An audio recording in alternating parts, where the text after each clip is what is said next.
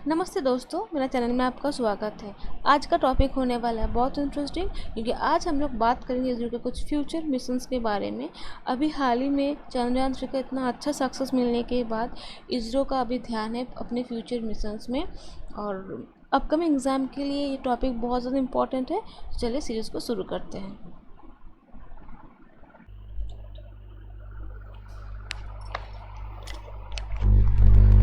The first question is Aditya L1 mission associate with which type of mission.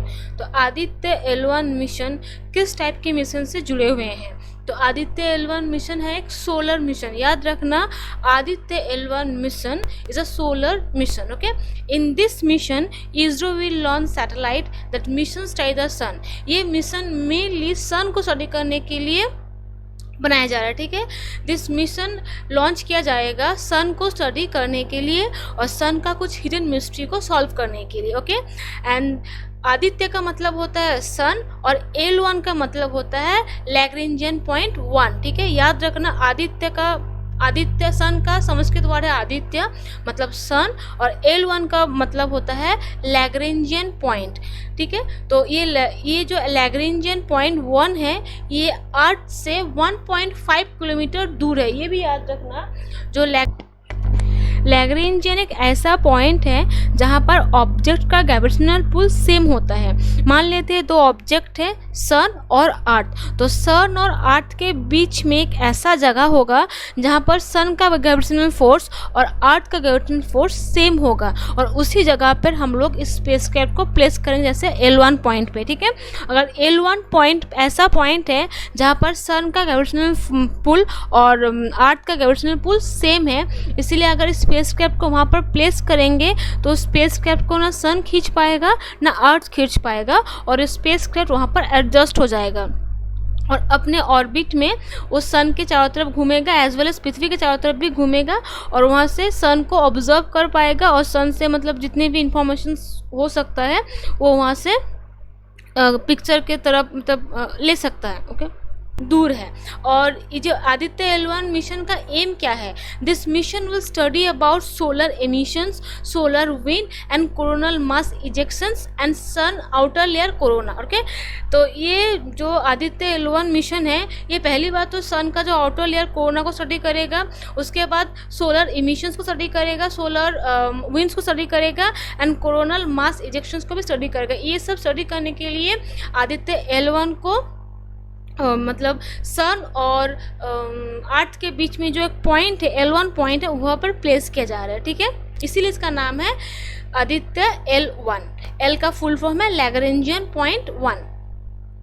और ये कब छोड़ा जाएगा? ये इसी साल मतलब 2023 में ही इसको मतलब इसको लॉन्च करने का डेट है, और इसको छोड़ा जाएगा PSLV लॉन्चिंग व्हीकल से। याद रखना, Aditya L1 will be launch using the PSLV launching vehicle. The next question is, which is going to be India's first human space mission? तो इंडिया का फर्स्ट ह्यूमन स्पेस मिशन कौन सा है? गगनयान। ठीक है, तो इंडिया का फर्स्ट ह्यूमन स्पेस मिशन है गगनयान, और Gaganyaan mission is an ambitious mission of India. Gaganyaan का एम्बिशियस मिशन है इंडिया के लिए, in which 3 Indians are sent to an orbit of 4000 kilometre for 3 days mission. ये मिशन बहुत ही स्पेशल है इंडिया के लिए, क्योंकि फर्स्ट टाइम ह्यूमन को स्पेस में भेजा जाएगा इंडिया की तरफ से, और जो 3 भारतीयों को ऑर्बिट में भेजा जाएगा, जो मतलब 8 से 400 किलोमीटर दूर में होगा। ठीक है, और ये मिशन 3 दिन का होने वाला है। If Gaganyaan will be success, अगर ये गगनयान सक्सेसफुल हो जाए तो India will become the 4th nation in the world to launch human space flight after US China Russia. तो रशिया, चाइना, US के बाद इंडिया होगा 4th नेशन जो ह्यूमन को स्पेस में भेजने में सक्सेसफुल हो जाएगा। ओके, और approx 10,000 crore budget has been set for this mission, और 10,000 करोड़ ये मिशन बनाने के लिए लगभग 10,000 करोड़ का एक बजट सेट किया गया है। और गगनयान।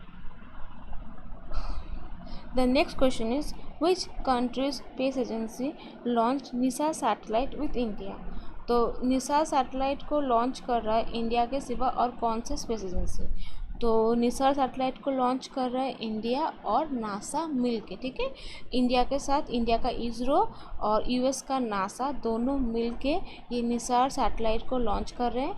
और निसार का फुल फॉर्म क्या है, बहुत इंपॉर्टेंट है, NASA ISRO synthetic aperture radar, ठीक है। NASA ISRO synthetic aperture radar, ये एक सिंथेटिक एपर्चर रडार है और जो अर्थ के लो अर्थ ऑर्बिट को ऑब्जर्व करेगा और jointly develop by NASA and ISRO, okay. तो क्योंकि अर्थ का जो लो अर्थ ऑर्बिट अर्थ के सरफेस से बहुत क्लोज है, इसीलिए ये लो अर्थ ऑर्बिट में इसको प्लेस किया जाएगा और यहाँ से ये पूरा अर्थ को ऑब्जर्व करेगा, okay.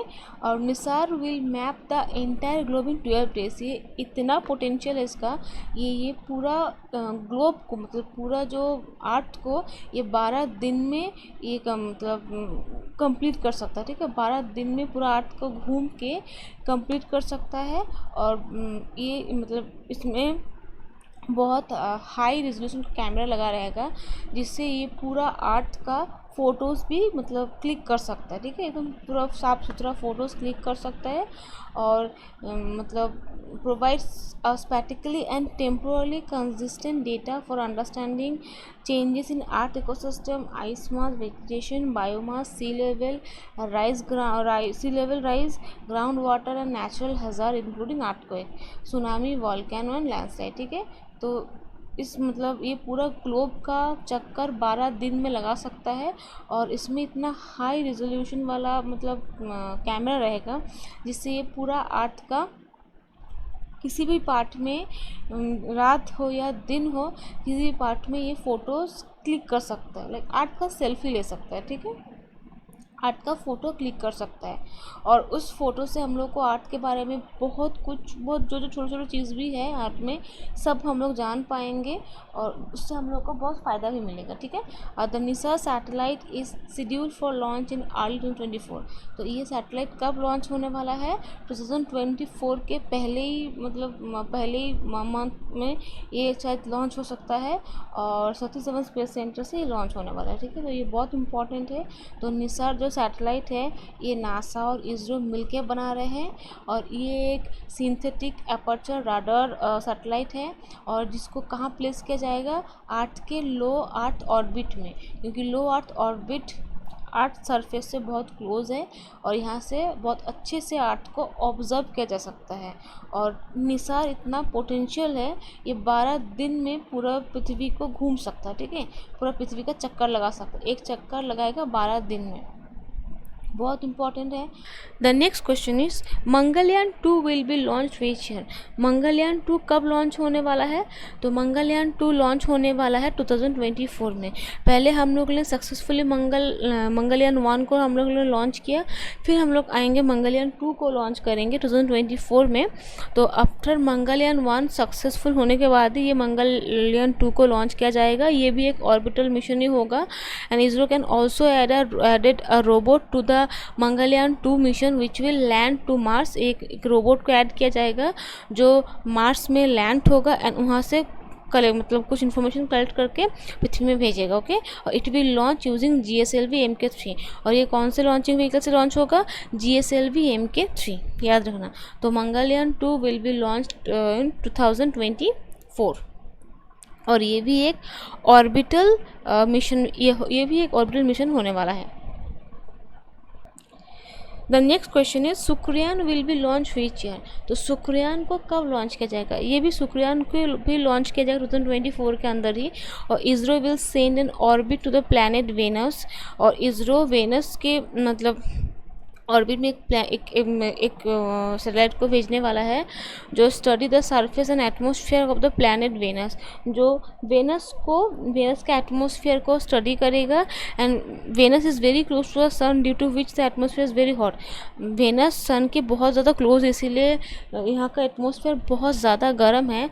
And so to know about the atmosphere of Venus we will know more the solar radiation of the sun. अगर हम लोग वेनस का एटमॉस्फेयर अगर जान लेंगे तो हम लोग का सन से आया हो जो सोलर रेडिएशन है उसके बारे में हम लोग बहुत कुछ जान सकते हैं। और इसका लॉन्चिंग डेट कब होगा? 2024 में डेट फिक्स नहीं हुआ है, बट 2024 के अंदर ये शुक्रयान भी लॉन्च किया जाएगा। ओके, तो बहुत ज़्यादा इम्पोर्टेंट है। शुक्रयान को हम लोग कहाँ भेजेंगे? वेनस में। ओके, आज का सीरीज़ यहाँ पर ख़त्म करते हैं।